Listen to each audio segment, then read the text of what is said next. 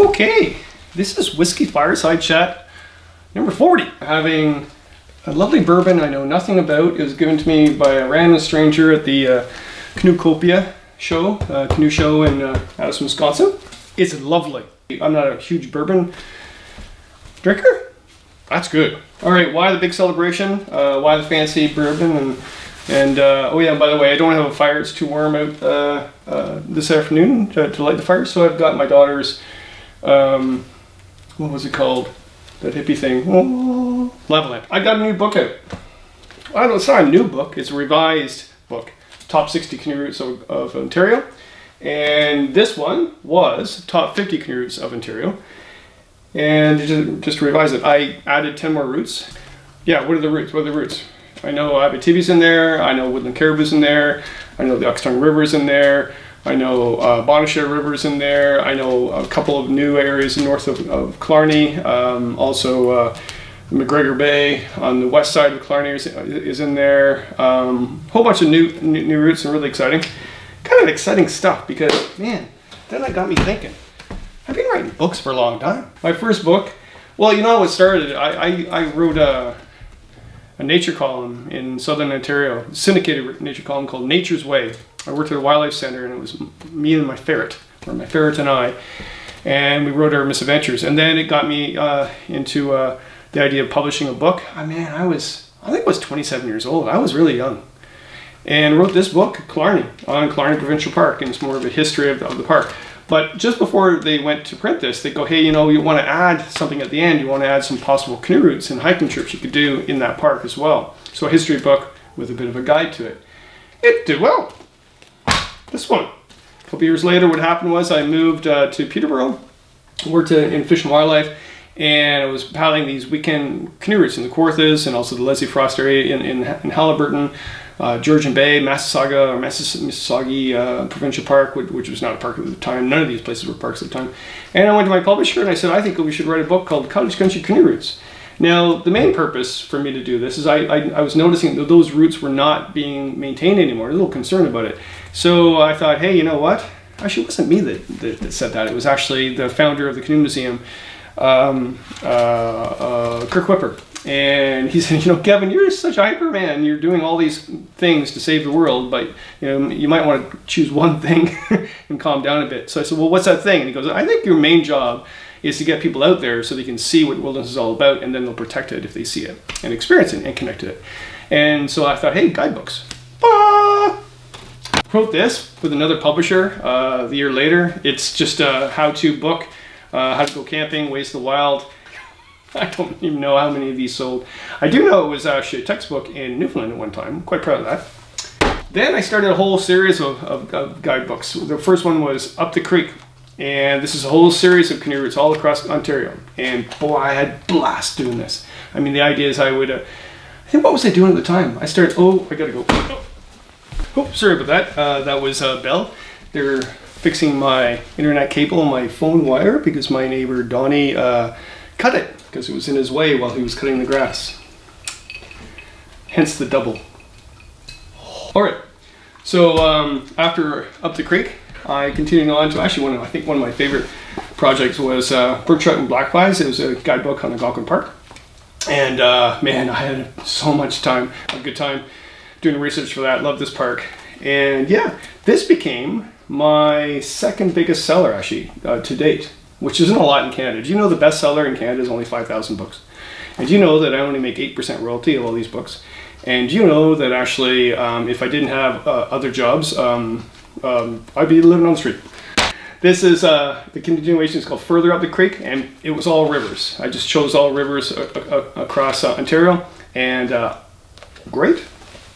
Gone canoeing. These are weekend wilderness trips in Southern Ontario. I know I'm doing a lot of whiskey chats and other things on shows and stuff like that. Well, that's going to end actually after this one. All the rest is going to be just tripping right now for quite a while. So I know you've been watching a lot of the stuff, me doing presentations like that and going traveling, but that's what I do from February until now.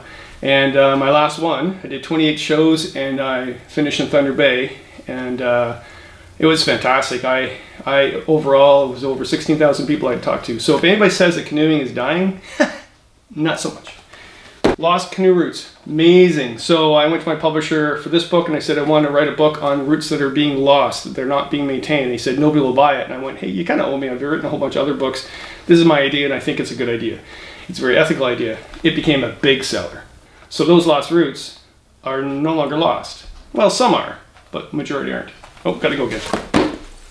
Okay, that was really cool. So he's finished the splicing. Great technician. Not a huge fan of Bell. Love their technicians.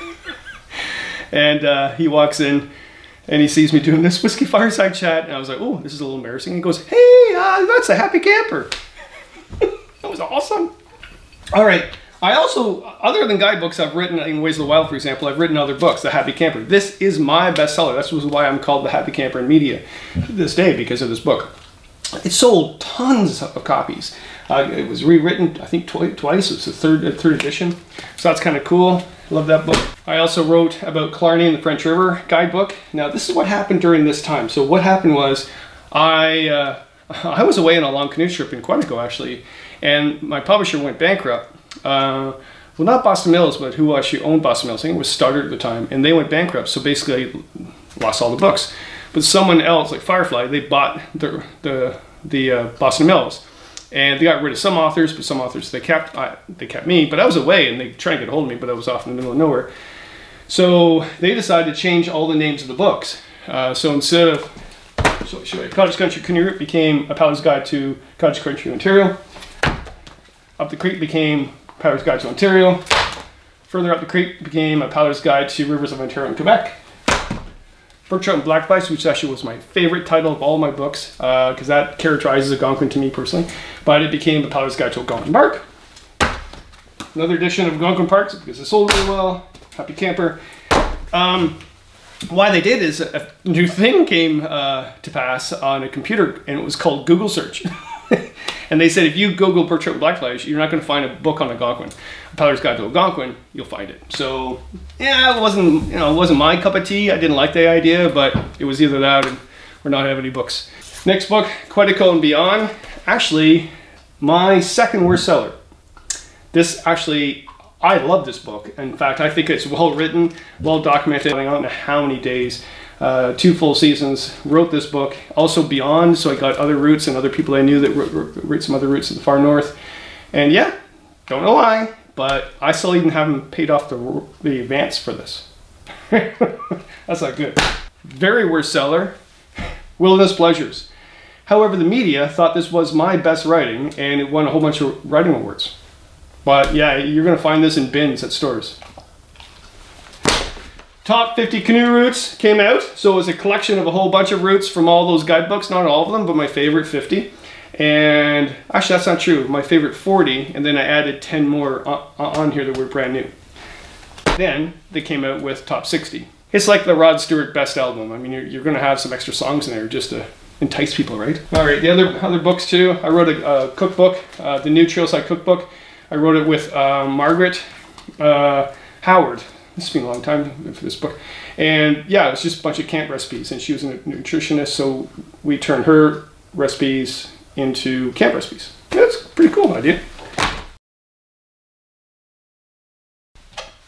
And I just put this out just before Christmas of last year, 2017, and a complete guide to winter camping. I hadn't written a book in over 3 years. I kind of disappeared for a bit with writing books. Not writing, I've been writing a lot, but books. And yeah, this was their idea. And I gotta say, I was a little spooked about it. I got all these people to help me out with it. That was amazing. And it sold really well. So, wow. There is my life in a nutshell, and why I have a new book, number 17 out, called Top 60 Canoe Routes. Where is it? Where is it? Where is it? Where is it? Oh! Top 60 Canoe Routes of Ontario. Check it out on Amazon. Actually, you know what? I would go to your local bookstore or even outdoor stores. I know Canadian Outdoor Equipment. My friend Tim Foley, he has a whole bunch. You can order for him. At least you know him, as opposed to Amazon. You don't know Amazon. But anyway, get it wherever you want. And even if you don't use it, this is the biggest book I've ever had, and you could actually defend yourself against a bear coming in your campsite with it. Thanks for coming out. Cheers. Whisky Fireside Chat number 40. Number 40! I got cable now. I got internet. I haven't had connection for 3 days. Holy jumping, I went nuts.